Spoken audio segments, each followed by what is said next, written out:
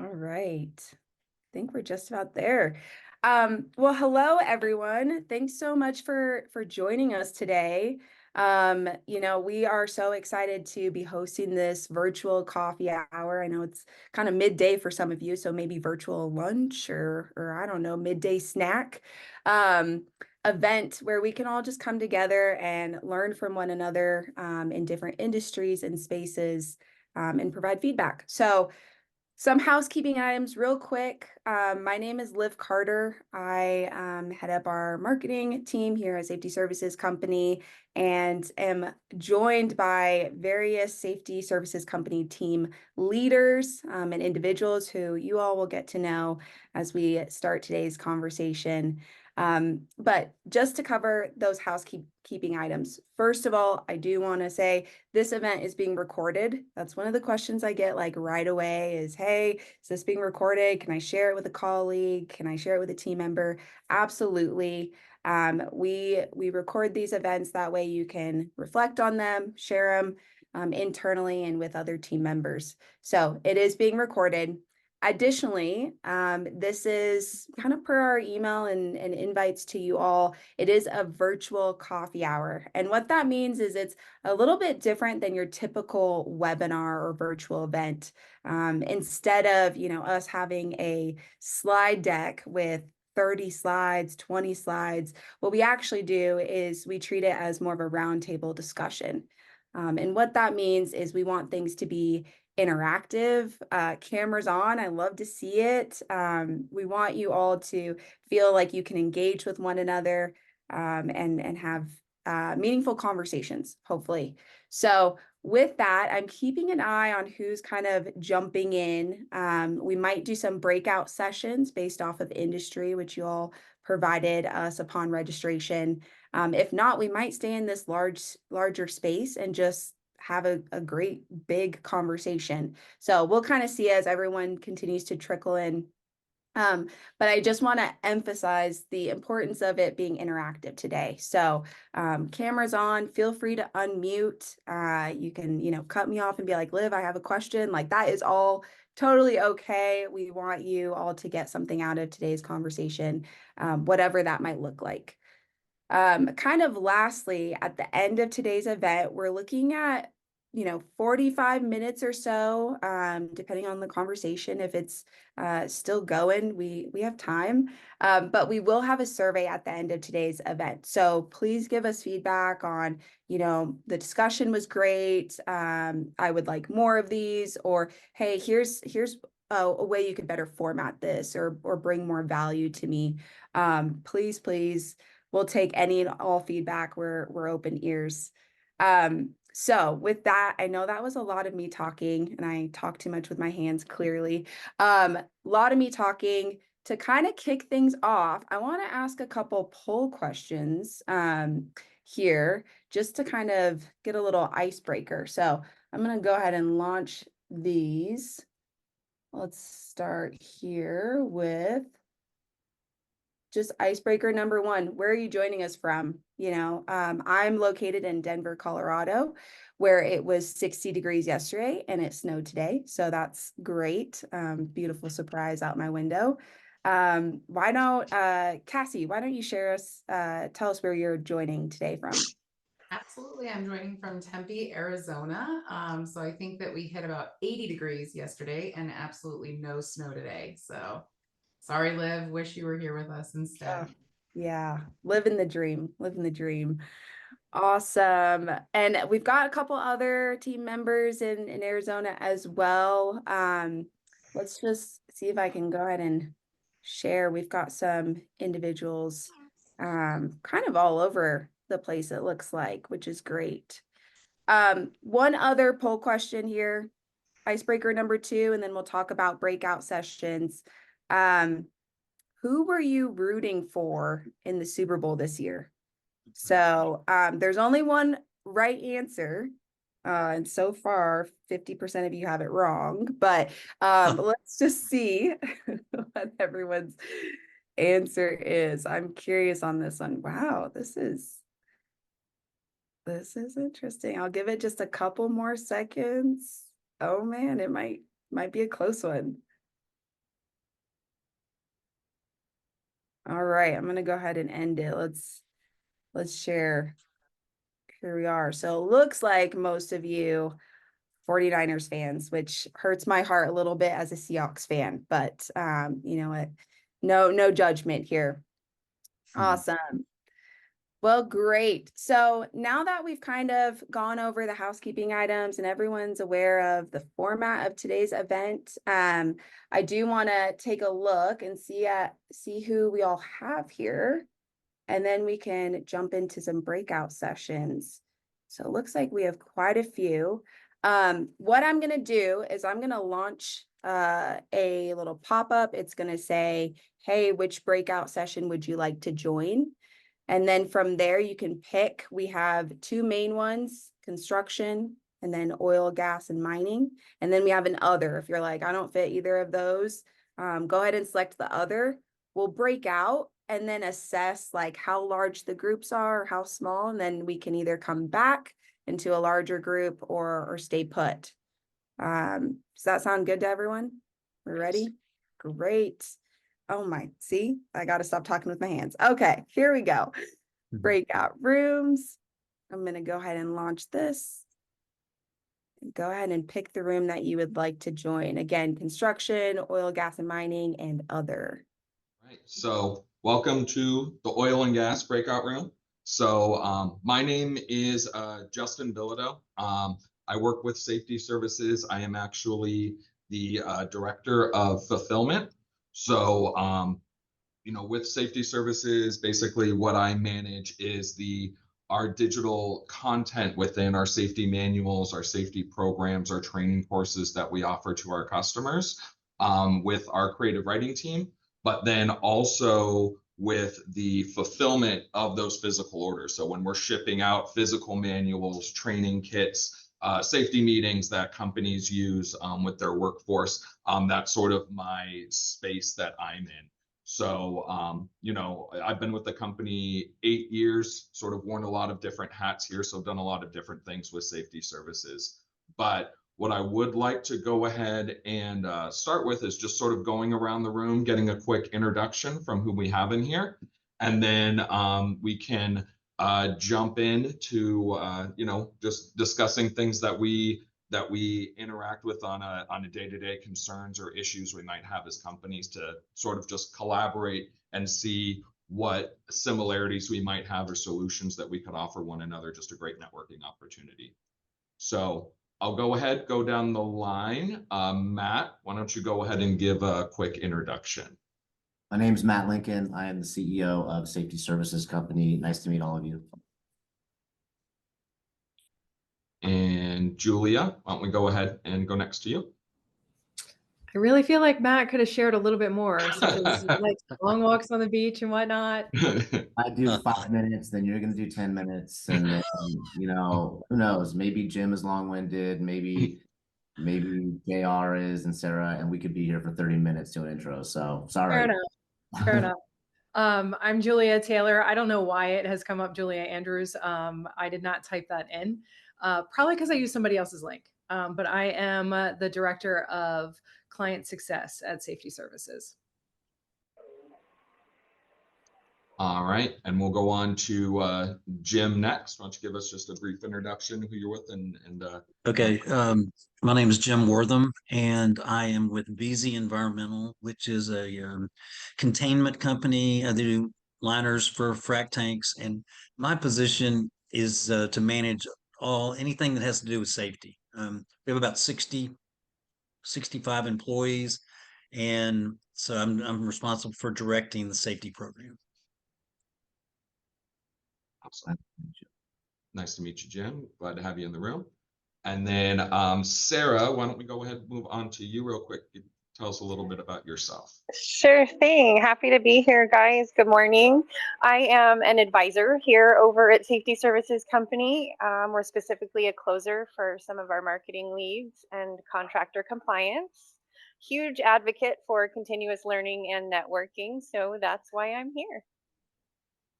Awesome. Glad to have you here. And then JR, you're up. Why don't you tell us a little bit about yourself, your company, and what you do? And we have you muted right now if you're talking.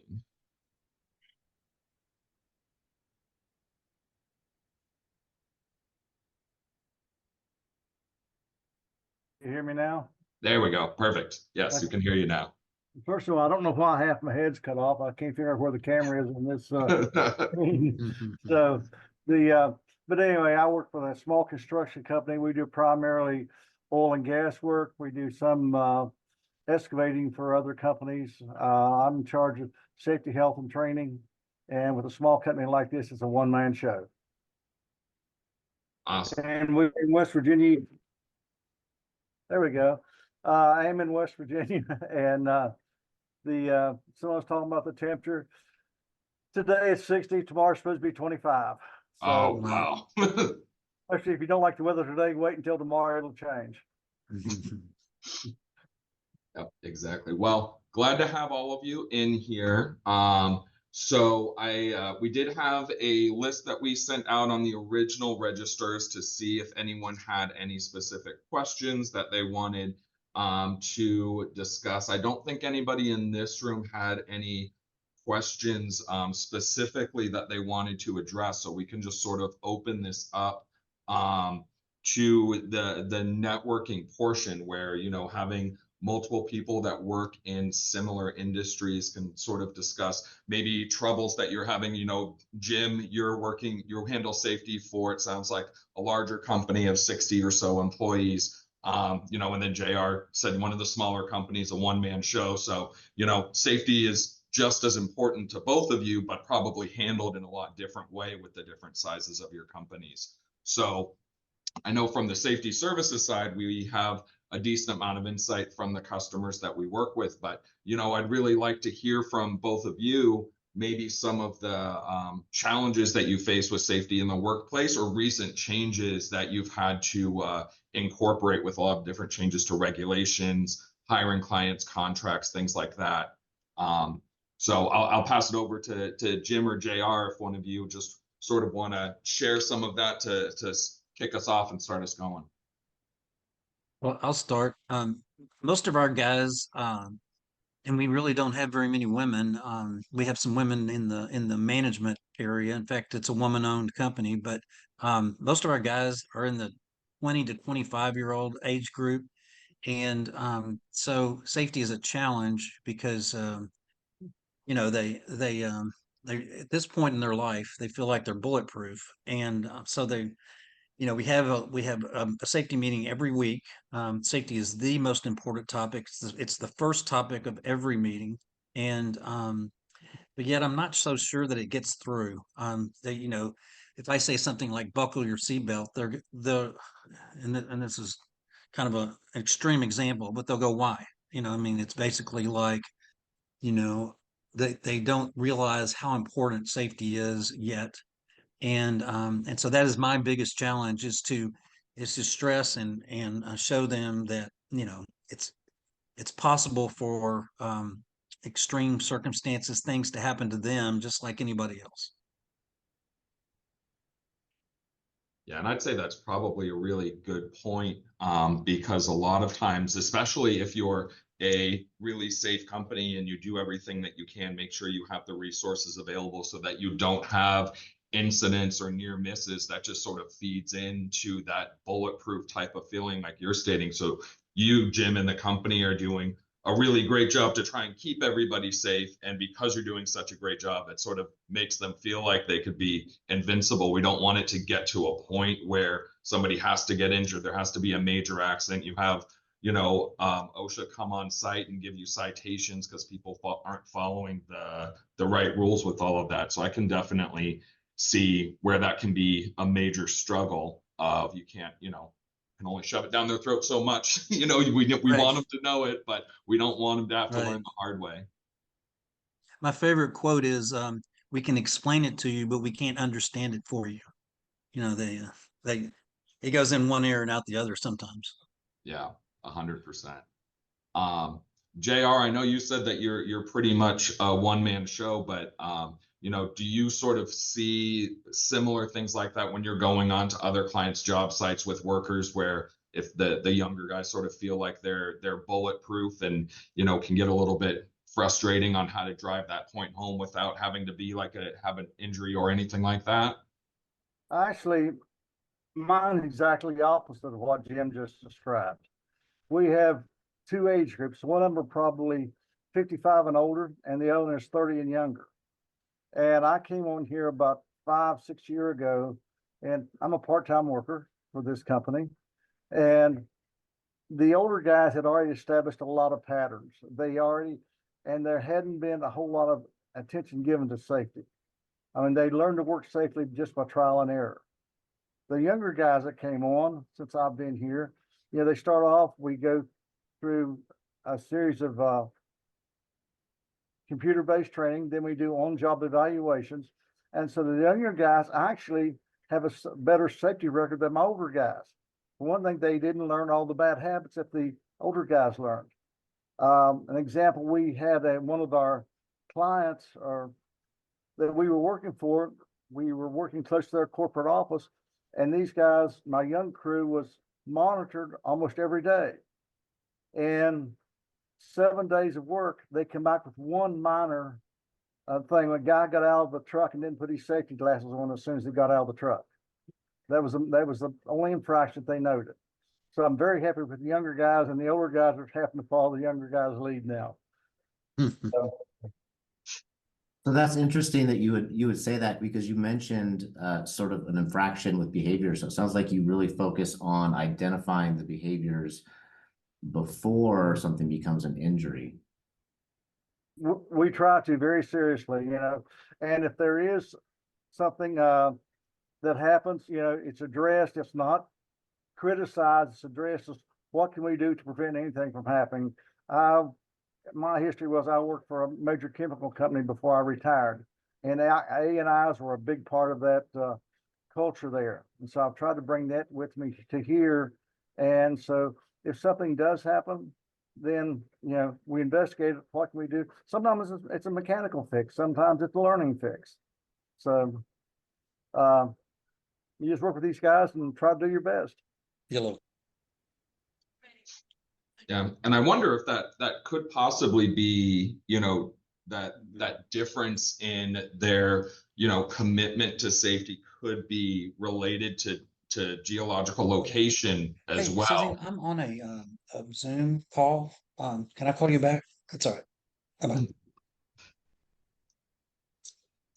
Bye-bye. So actually what I was going to ask was, Jim, I know that JR, you said that you're in West Virginia, right? Correct. Yeah, I didn't catch, Jim, where you're located there. I'm wondering if that might be a difference in the age groups that you were saying and their attention to safety as well. That's possible. I am in Texas. Our corporate headquarters is in Fort Worth, Texas, which is North Texas.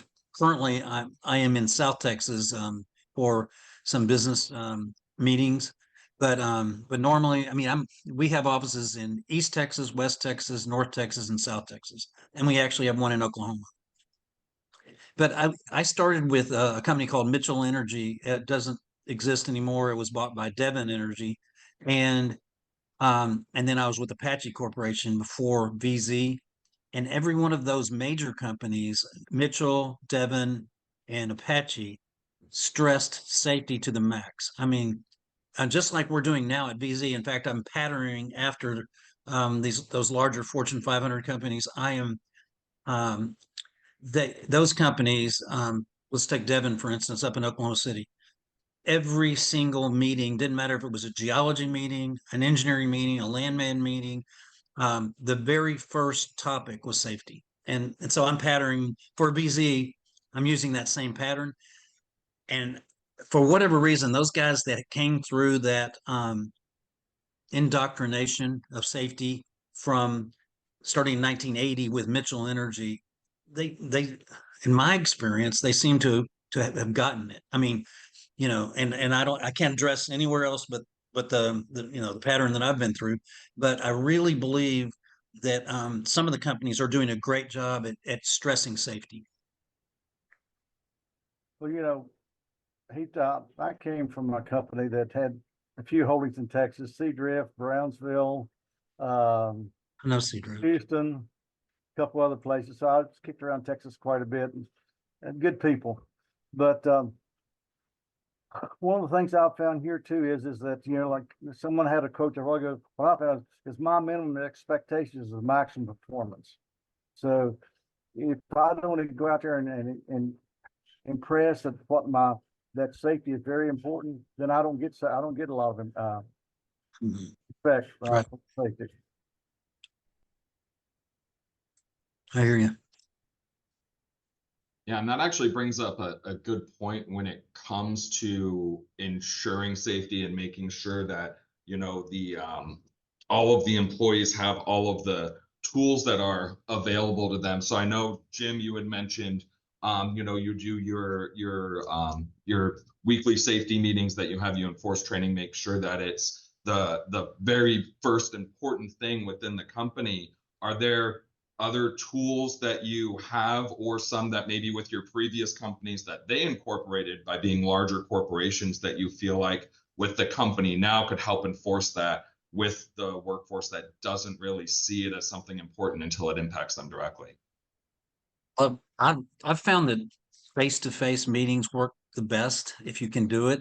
So I will travel to Lavernia, which is South Texas, and conduct a safety meeting for everyone in that office. Let's say it's about 20 people in the Lavernia office. And, you know, sometimes, you know, I throw in some gimmicks, like if they ask a good question, then they get a Smartie, which is a little candy. You know, it's not much, but you know, it's kind of bragging rights for coming up with some new idea, creative, you know, or something that keeps everybody's attention. If they are on their phone or if they're talking, then they get a dum-dum.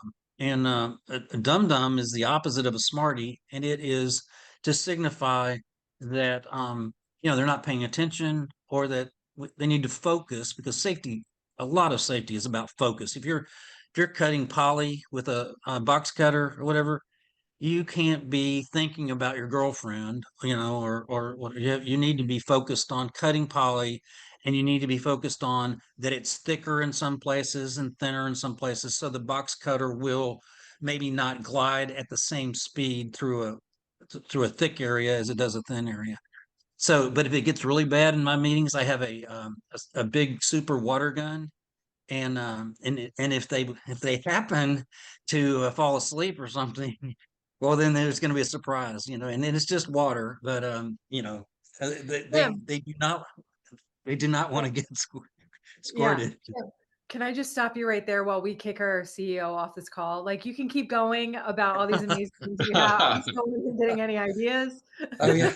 I just added it to my circular 6 that I out in place, you know, reducing injuries. I just Yeah.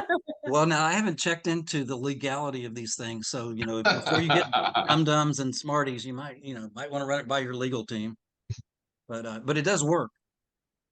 The one thing I do with our group, we have a weekly safety meeting, which is normally on Fridays.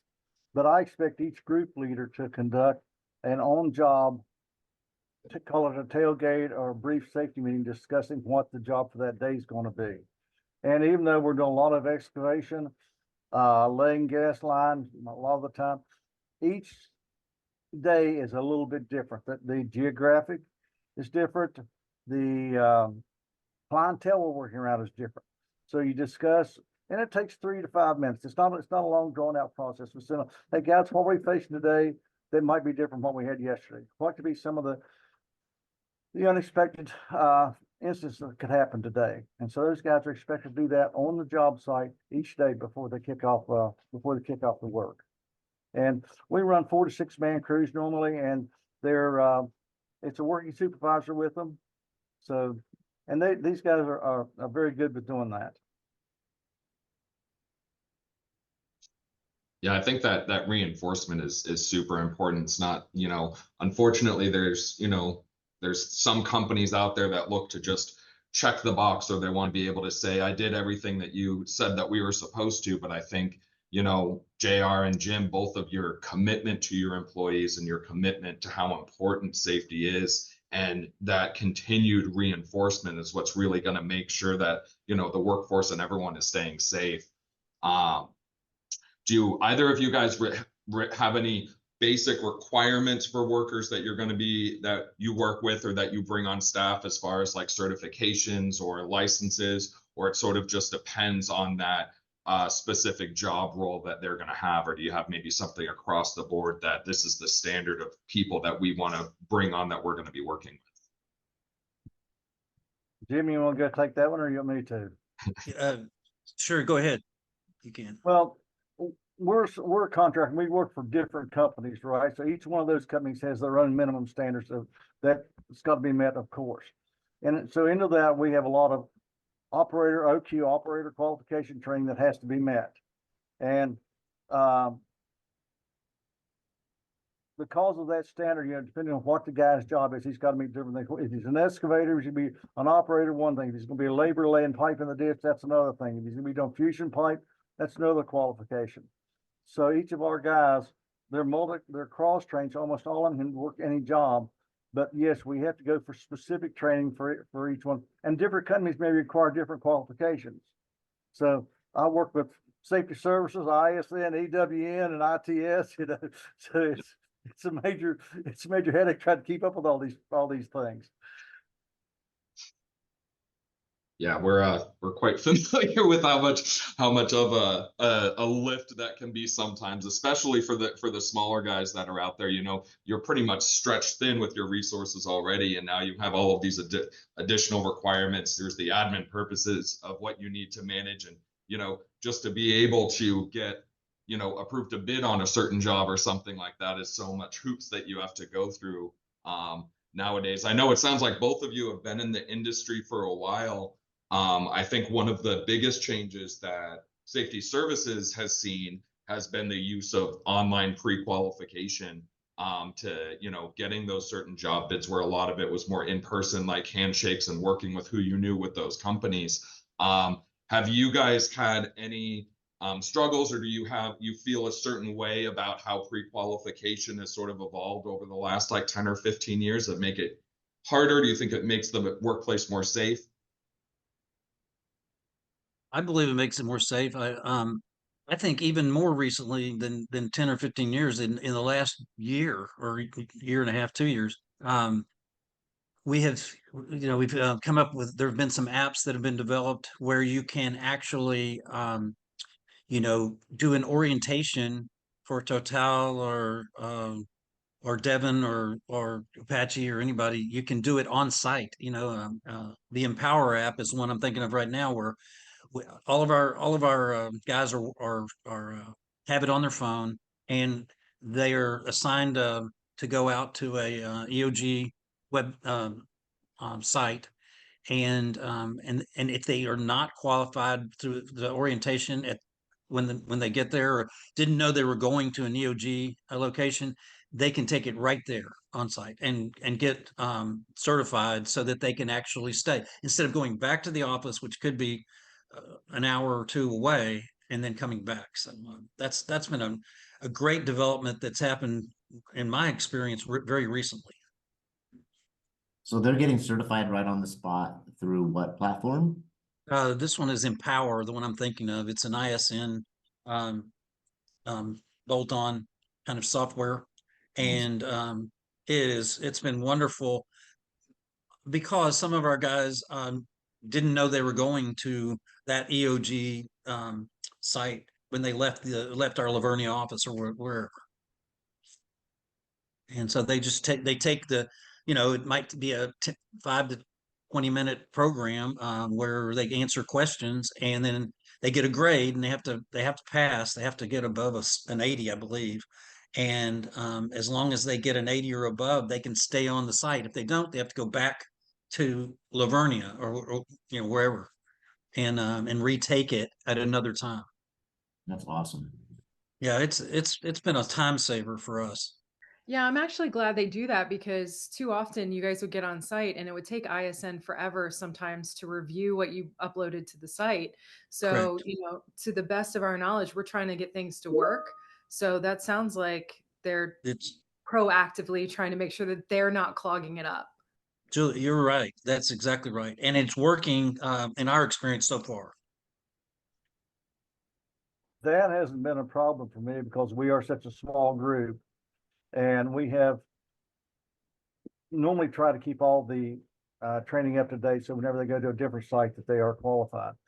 I like the computer-based training, the video training, because it makes life. My problem is we're a small company and I don't have a room full of computers to bring in 10 guys to sit down and they all take a test at a time. I've got my computer plus one spare computer. So to bring these guys in and sit them down for a day to take computer-based training is a problem for me.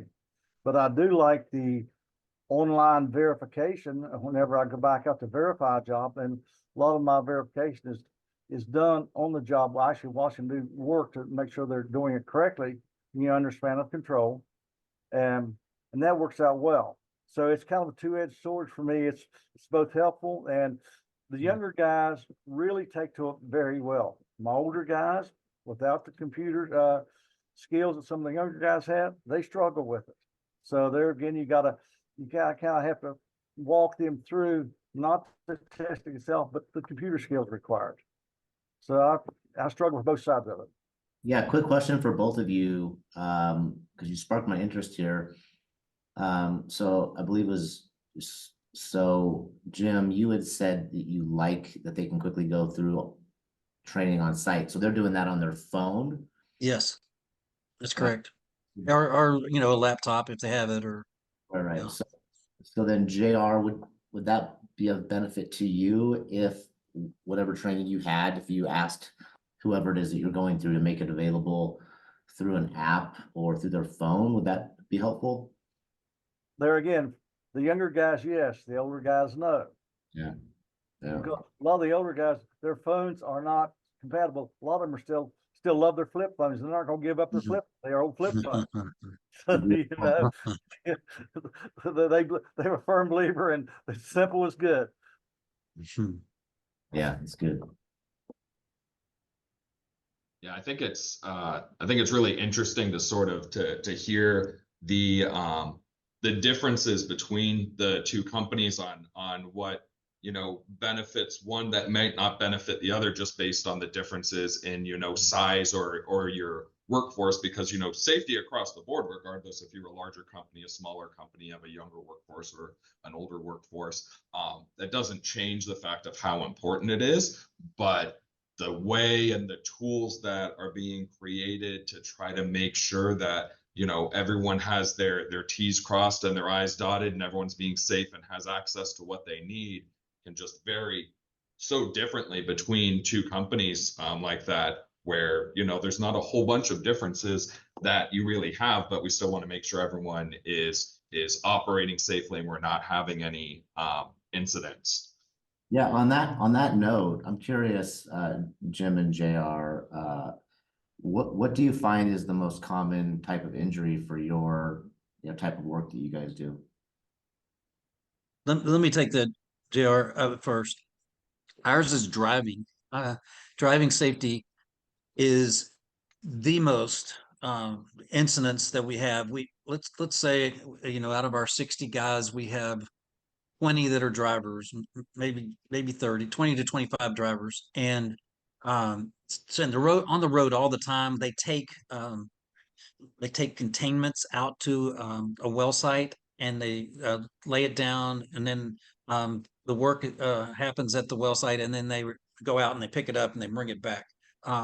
So they're on the road a lot every day, and they're around a lot of cars every day, and they a lot of times are pulling a trailer with a pickup truck. And so for us, I would say driving safety is out of a 12-month period with 4 safety meetings each month, I'll bet I do 24 of them a minimum on driving safety.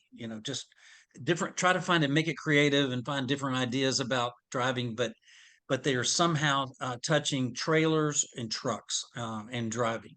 And and even with all of that, we can't get it down to 2 incidents a year. So I mean, but the effort is there. We're putting every ounce of energy that we have into trying to make driving safer. Yeah, so I didn't mention this, and I'll let you go as well. And I have some thoughts I'd love to share with you guys. We're asking you a lot of questions, but I want to share some stuff that might be helpful for you as well. So you don't feel like you just gave to us. I want to give you something as well. But prior to being the CEO here, I spent several years with Amazon in a very similar space. And then prior to that, with PetSmart, Target, so retailers, but we did all the fulfillment, the transportation, so, worldwide experience. And on the point that you just made, Jim, some of our actual deaths occurred, docking, undocking, trailers, trucks, transportation to and from distribution centers. And so that is absolutely a real challenge, but not just from injury, but actual loss of life. So I feel that when you say that. Right. From auto safety, driving safety, I think we've had one incident of driving in the last 5 years. And our guys, they're like Jim, the pickup trucks with the trailer and the excavators on behind it, and they travel all over the area. But these guys do it and do it very well. I'm pleasantly surprised. The only injury that I guess in mine would be hand injuries. The one incident I've had in the last 8 months, a guy was starting a generator, and the recoil rope broke, and he hit his hand against a sharp edge and cut his hand. And then another one, well, he did his foolish thing, got his finger mashed. But that's been my 2 instances in the last year and a half.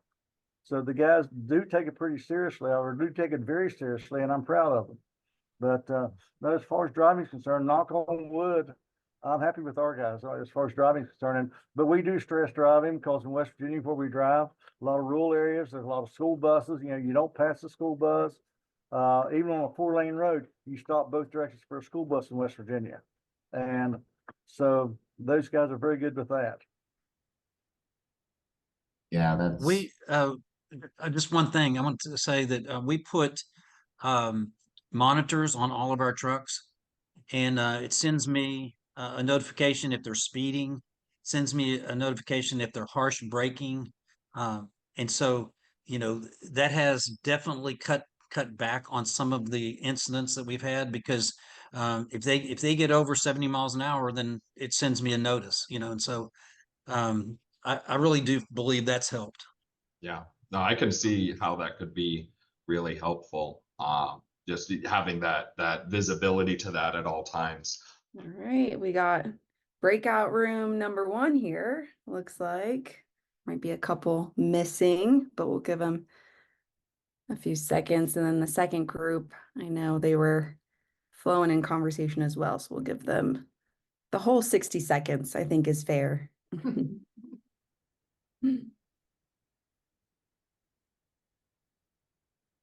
Joseph, where are you located? Harrisburg, Pennsylvania. Pennsylvania, okay. And Joe, what about you? I'm in Rockford, Illinois. Illinois, all right, very cool. Oh, I got yanked back. I tried to warn you, Matt. Oh, shoot. Okay. Well, Don't worry, Matt.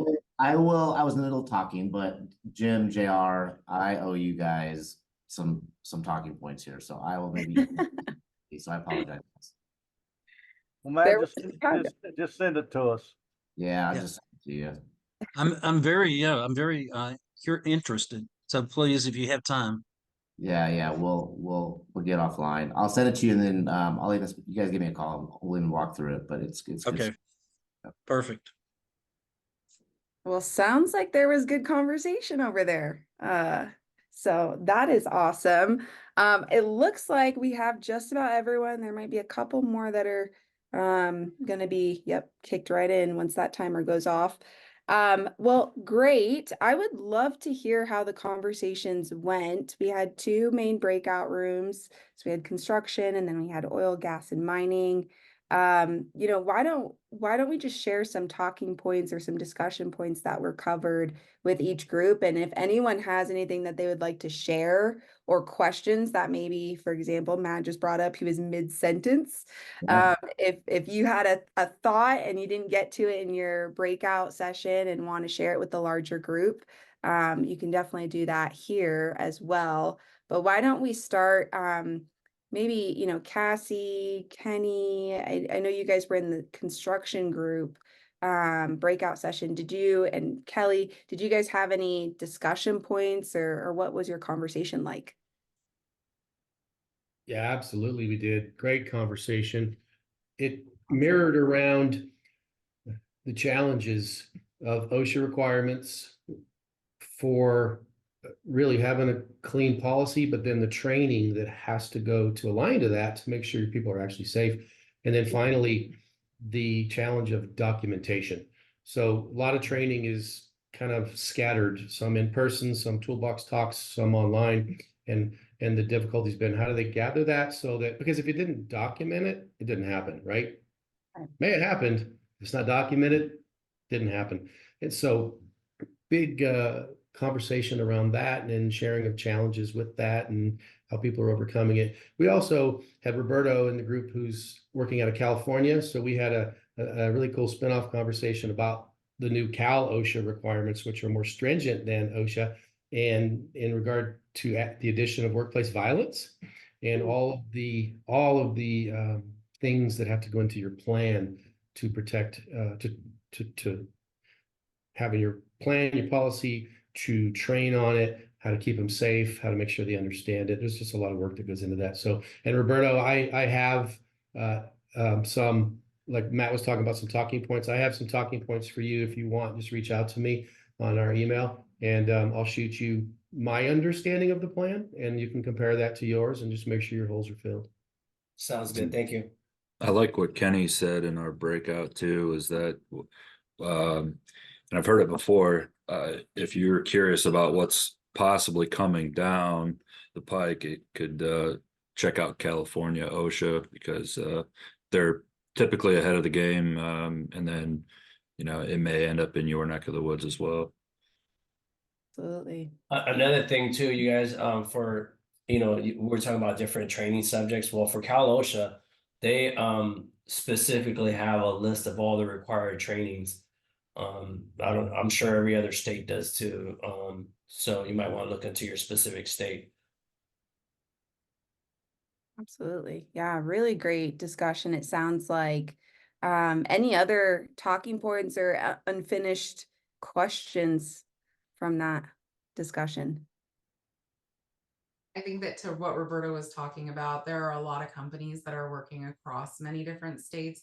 And so they're currently just facing the question of, do I create one overarching safety program that encompasses whichever of the states I'm in have the strictest guidelines, or do I have one that meets the individual states that we work in? So that was definitely an interesting conversation point as well.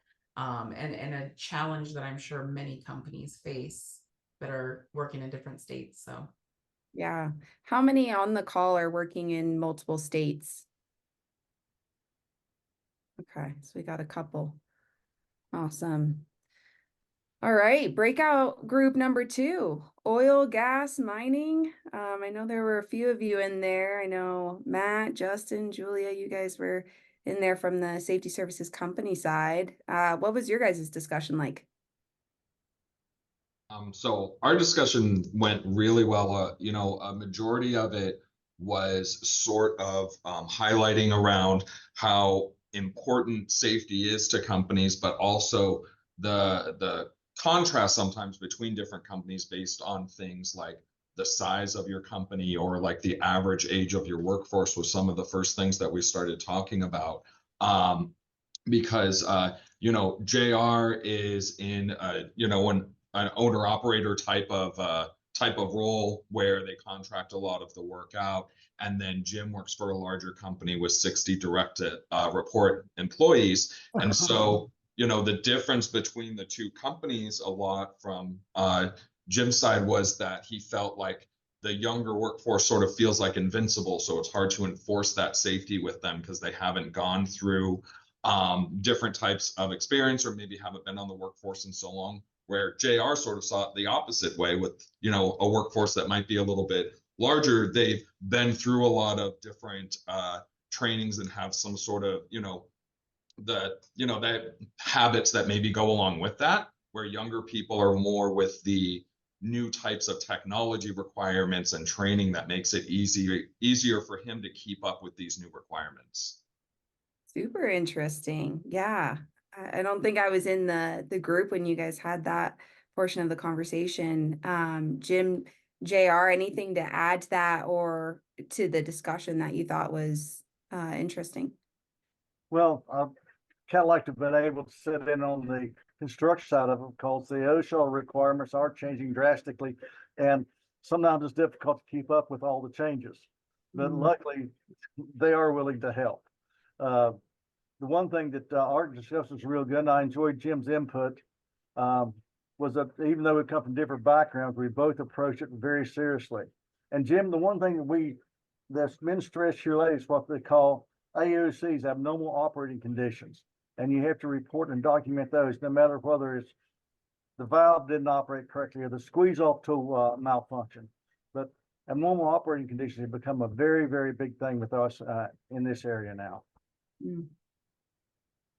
Yeah. Yeah, I thought it was fascinating that you know, our younger workforce has not, in my opinion, our group has not been taking safety seriously, and our older workforce has been, and so it's bringing them up to speed. Whereas JR was saying that his younger workforce is very focused on safety, and I think that's great, and it has something to do with his management style, but yeah, we need to get our young guys up to speed. Well, you know, I think a lot of times, once you establish a culture, it's hard to break that culture. And our younger guys grew up on a totally different culture than what we have today.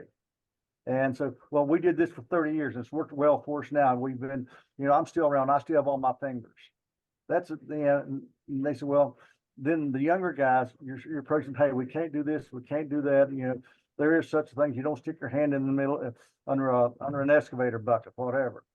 But so it's been two different cultures, and it's been interesting to see how they interface with each other and how they both they give each other a hard time on the job, but they still respect each other. JR, you're hitting the nail on the head with a lot of stuff there. And just from my experience, it is setting the culture. I mean, we've got, you know, for lack of a better phrase, old dogs trying to teach new tricks. And then you've got the new guys coming in, and if they're the right people you want on your team, well, then they're going to listen to you, you know, and if you're setting that culture off, you know, right away, they're almost setting the example for the ones that may have been there for 20 or 30 years, you know, whether they like it or not, at least from a safety standpoint. But changing the culture takes time, and the toolbox talks, you know, like Joseph was saying, every Monday there's toolbox talks, not to mention the safety meetings and maybe another short topic. And next thing you know, a couple of years go by and you've been talking safety for that much. I mean, it really does change things up. And when you get new guys coming in, walking into that, they're just, that's the way it is at your establishment now, you know? So yeah, you said a lot of things that hit home for me. So the one thing that I've got to walk a fine line on, the older guys have a lot of on-the-job experience that's invaluable. I mean, these guys can teach the new guys how to do things that I cannot even think about covering because they do it every day, and they know the correct way. They know that shortcuts is a bad term. They know how to get the job done very efficiently, and you don't want to lose that. I don't know, what would you say? It's support. You don't want to lose that, and you got to be careful because you don't push them out too, because the younger guys are coming in and they jump on what you're trying to accomplish very quickly. Yep, that's a fine line. You're right. That's awesome. Yeah, really great discussion topics. And you know, when we end this event, if you guys are comfortable in the chat, you can direct message each other if you want to exchange emails or phones or whatever the case may be to stay in touch. We are hoping to have more events like this. That's part of it's one of the questions on the survey. So spoiler there, but just to provide that community, because I think JR, when you mentioned culture, and what that can look like in building a culture around safety without it feeling like a requirement, even though a lot of it is, legal requirements. There's also that safety component. How do we respect different generations in the workforce and so on? So a lot of really good discussion that I hope you can take and continue with one another after today. Any other, I want, oh, sorry. I'm sitting here looking at all these young faces, and here I am. I'm 70 plus years old. I don't think there's anyone else in the group that's no more than 40. I'm 69. Okay, I'm almost hitting the 60. So you were. And I was going to tell you, Liv is a vampire, so she's actually like 400 years old. I am a lot older than I look. That is true. But JR, what I would say to that is, hey, invite them next time. Invite your colleagues and let's have them in the conversation as well. So the more the merrier, right? More perspectives, more engagement, and just more dialogue, which is awesome. Yeah. Any other questions or questions for the group or discussion items, and then we'll kind of wrap up here. I actually have one on the just for the whole group as a whole. I heard that, hey, being able to go over some OSHA changes and regulations would be helpful. Are there any other, just off the top of your head, topics that you feel like this type of venue would really super serve you guys?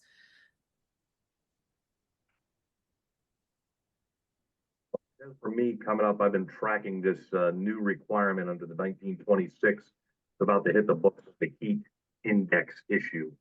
I know some of the states in California already has it in place. The heat requirement will be new in Pennsylvania if it comes through on the federal registry.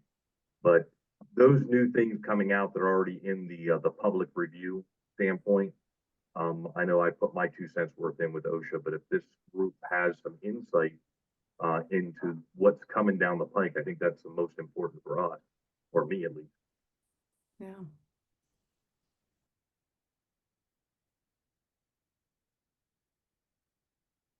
Thanks for sharing, Joseph.